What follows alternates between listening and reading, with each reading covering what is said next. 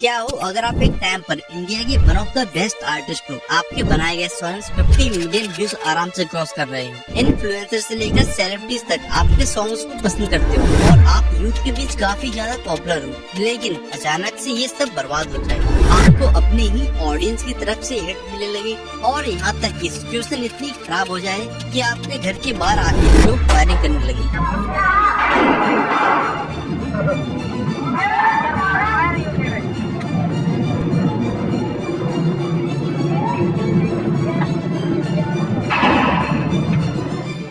तो ये स्टोरी है एक छोटे से गांव से निकले एक आर्टिस्ट की, जिनका नाम है सुमित गोस्वामी, जो एक टाइम पर मोस्ट लव्ड आर्टिस्ट थे और आज सिचुएशन एकदम ऑपोजिट है। लेकिन ये सब हुआ कैसे?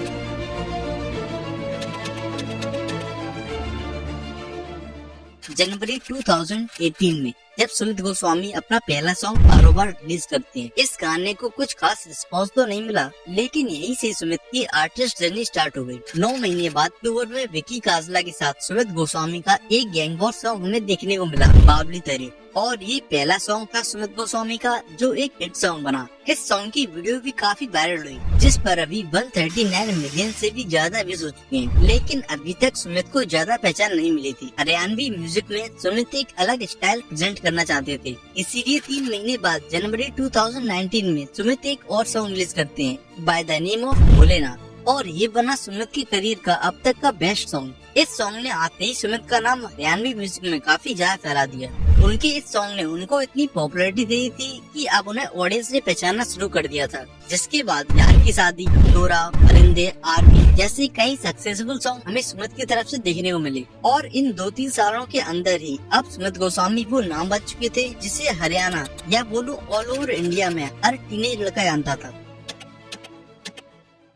और यही वो टाइम था जब सुमित गोस्वामी अपने करियर की पीक पर थे। उन्होंने कई कोलैबोरेशंस भी किए जिन्हें ऑडियंस की तरफ से 100% सक्सेस मिली, और इन कोलैबोरेशंस की वजह से सुमित गोस्वामी को अपने करियर में काफी पुश भी मिला, क्योंकि कोलैबोरेशंस की वजह से सुमित के पास सामने वाले आर्टिस्ट की भी नई ऑडियंस आई, जिससे नंबर ऑफ व्यूज इंक्रीज हुए और यूट्यूब ट्रेंडिंग पेज में सुमित के सॉन्ग्स टॉप पर परफॉर्म करने लगे। अब इसी वक्त एक और आर्टिस्ट काफी पॉपुलर हुए, जिनका नाम था गुलजार सन्नीवाला। सुमित गोस्वामी की तरह ही गुलजार के सॉन्ग्स भी ऑल ओवर इंडिया में काफी पसंद किए जा रहे थे। जुग जुग जीवे, फिल्टर शॉट, यमराज, इज्जत, ये वो कुछ पॉपुलर सॉन्ग्स थे जिनकी वजह से गुलजार इंडिया में पॉपुलर हुए, और इसीलिए सुमित गोस्वामी को गुलजार सन्नीवाला से भी कंपेयर किया जाने लगा, क्योंकि यही वो फेस था जब दोनों ही आर्टिस्ट अपने करियर की पीक पर थे और दोनों ही हरियाणवी म्यूजिक पर रूल कर रहे थे। शादी से लेकर बर्थडे पार्टी तक हर एक जॉनरा की ऑडियंस इन्हें पसंद कर रही थी, और इसीलिए 50 मिलियन व्यूज का माइलस्टोन अचीव करना अब गुलजार और सुमित के लिए कोई बड़ी बात नहीं थी। और अब इसी बीच सुमित अपना एक और सॉन्ग रिलीज करते हैं by the name of feeling,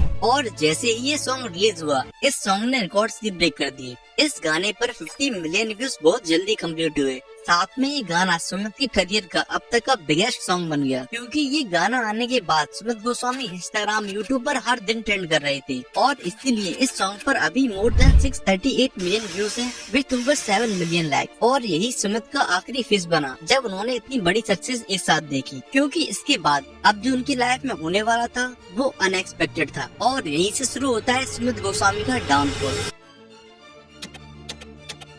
अब जो मैं बातें कहूँगा उसे थोड़ा ध्यान से समझना, क्योंकि आज के टाइम में सुमित गोस्वामी की जो सिचुएशन है उसके पीछे का सबसे बड़ा रीजन यही है। तो होता कुछ ऐसा है कि अमन वैसला, जो कि एक बिजनेसमैन और सोशल वर्कर थे, उन्होंने 29 सितंबर 2020 के दिन अपनी लाइफ को खत्म कर लिया। ये केस तब हाईलाइट हुआ जब अमन ने अपनी सुसाइड के पहले एक वीडियो और एक सुसाइड नोट छोड़ा, जिसमें उन्होंने अपनी मौत के लिए सुमित गोस्वामी और कुछ लोगों को जिम्मेदार ठहराया। अमन वैसला ने अपनी लास्ट वीडियो में अपने बिजनेस पार्टनर नेहा जिंदाल और सुमित गोस्वामी पर पैसा वापस न करने और ब्लैकमेल करने का एलिगेशन लगाया। अमन का कहना था कि उन्होंने सुमित गोस्वामी और नेहा को पैसे दिए थे जो वापस नहीं किए गए। जब उन्होंने खुद के पैसे वापस मांगे तो उन्हें धमकी दे दी गई। अमन एक मिडिल क्लास फैमिली से बिलोंग करते थे, तो उन्हें अपनी इज्जत की बहुत परवाह थी, और इसकी वजह से उनके परिवार वालों को दिक्कतों का सामना न करना पड़े, तो उन्होंने ये स्टेप उठा लिया। अमन ने अपनी वीडियो में कहा कि उन्होंने मल्टीपल टाइम्स नेहा जिंदल को पैसे दिए थे। कभी नेहा अपने माँ बाप तो कभी सुमित के माँ बाप की हेल्थ को लेकर उनसे पैसे डिमांड करती थी। अब बिजनेस पार्टनर होने की वजह से अमन ने नेहा पर विश्वास करके 2.5 लाख 5 लाख यहाँ तक कि 10 लाख रुपए तक भी नेहा को दे दिए थे। लेकिन जब उन्होंने अपने पैसे की डिमांड की तो उन्हें मेंटली हरेस किया गया, उन्हें ब्लैकमेल किया गया, ये कहते हुए कि उन्हें रेप की केस में अंदर डलवा दिया जाएगा। अमन का कहना था कि सुमित और नेहा उन्हें दिन पर दिन इमोशनली और फाइनेंशियली तोड़ रहे थे, जिससे वो काफी समय से परेशान थे। उन्होंने बहुत ट्राई किया सारी चीजें सॉर्ट आउट करने का, पर कोई भी फायदा नहीं हुआ, क्योंकि नेहा जिंदल सुमित के यहाँ वीडियो कोऑर्डिनेटर थी और वो ये सब सुमित के सपोर्ट की वजह से ही कर पा रही थी। लेकिन जब अमन ने सोचा कि सुमित से बात करके पैसे वापस मिल जाएंगे और उन्हें ब्लैकमेलिंग से भी छुटकारा मिल जाएगा, तो उन्हें सुमित गोस्वामी की तरफ से ये जवाब मिला कि जो तेरे को करना है तो कर ले, कुछ भी हो यार, कोई फर्क नहीं पड़ता है। तो कहेंगे मना और छुट्टी खाओ, मैं तो सिस्टम फाड़ता जाया करूँगा। जो सा बड़ी भड़कते हैं, 2 बाउंसर गनमैन पाल रखे हैं, उनका इस तरीके की सजा है।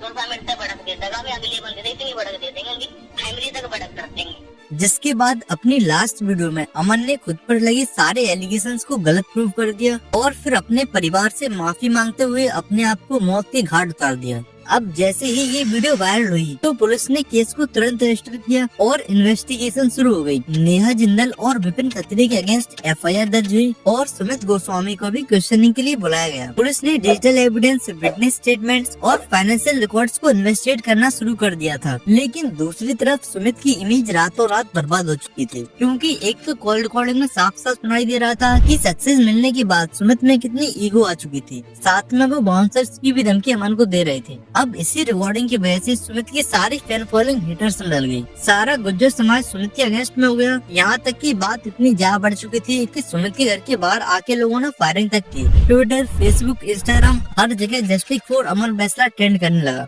ये बात इसलिए भी फैली क्योंकि अमन ने अपनी वीडियो में कहा था कि उन्हें भी सुशांत सिंह राजपूत की तरह जस्टिस नहीं मिलेगा और इसीलिए अमन के सपोर्ट में बड़े बड़े क्रिएटर्स भी इंक्लूड हो गए। भाई जी, मेरा नाम रफ्तार है और सबको राम राम है। और इतनी सी बात है, कल अमन भाई के घर जाना है, अमन फैसला के घर पे, जिन्होंने भाई ने सुसाइड किया है। भगवान उनकी आत्मा को शांति दे और जो भी उनका जस्टिस है वो उनको दिलाना है। जिसके बाद सुमित और उनके को एक्यूज्ड के अगेंस्ट नेगेटिव सेंटिमेंट्स बहुत ज्यादा बढ़ गए। बहुत से लोगों ने सुमित के सॉन्ग्स को बॉयकॉट किया और उनके सॉन्ग्स को डिसलाइक करना शुरू कर दिया। On the other side Sumit ने अपने ऊपर लगाए गए सारे एलिगेशंस को गलत बताया, लेकिन उसका कोई फायदा नहीं हुआ क्योंकि उनके पास कोई प्रूफ्स नहीं थे और वो कम्प्लीटली एक्सपोज हो चुके थे। इसीलिए पब्लिक और अमन के सपोर्टर्स ने उनकी बात मानने से मना कर दिया। केस का फाइनल आउटकम अभी तक क्लियर नहीं हुआ था क्योंकि लीगल प्रोसीडिंग और इन्वेस्टिगेशन कंटिन्यू थी। लेकिन इस कंट्रोवर्सी ने सुमित गोस्वामी के करियर को 360 डिग्री घुमा दिया। जहां एक टाइम पर Sumit Goswami all over India में one of the most likeable artist थे और वहीं इस कंट्रोवर्सी के बाद वो मोस्ट हेटेड आर्टिस्ट बन गए।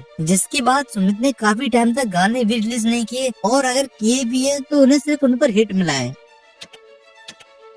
सुमित ने इस केस के बाद अपने करियर पर ब्रेक लाया और काफी टाइम बाद दोबारा से कुछ सॉन्ग्स रिलीज किए, जैसे कि टोरा 2 और भरतार। इन सॉन्ग्स पर सुमित को बस डिसेंट ही रिस्पांस मिला। और बात करें करंट सिचुएशन की तो सुमित अब पहले से बहुत कम सॉन्ग रिलीज करते हैं। इवन आज भी ऑडियंस उनके सिर्फ पुराने सॉन्ग्स ही पसंद करती है, क्योंकि कंट्रोवर्सी के बाद से सुमित ने कोई old style banger song upload नहीं किया। साथ में उनकी एब्सेंस के दौरान कई नए आर्टिस्ट ने भी अपनी जगह बना ली, जिससे उनके करियर को काफी इम्पैक्ट पड़ा। और जहां एक टाइम पर उनके all over songs 1 billion views cross कर चुके थे और वहीं आज सिचुएशन ये है कि वो थाराबाई जोगिंदर और कुछ इंस्टाग्राम की छपरी इन्फ्लुएंसर्स के साथ रील बनाते हुए नजर आते हैं। अभी कुछ ही वक्त पहले सुमित ने गुलजार के साथ एक फोटो भी अपलोड की थी, जिससे ऑडियंस को लगा कि दोनों का कोलैब आने वाला है और सुमित का कमबैक भी हो जाएगा। लेकिन अभी तक ऐसा कोई अपडेट सामने नहीं आया है। सो इन द एंड हम ये कंक्लूजन ड्रॉ कर सकते हैं कि सुमित गोस्वामी ने अपनी सक्सेस को सही से यूज ही नहीं किया। सुमित ने अपनी ईगो के चलते बात को और ज्यादा खराब कर दिया, जिससे उनकी ऑडियंस ही उन्हें हिट करने लगी। अब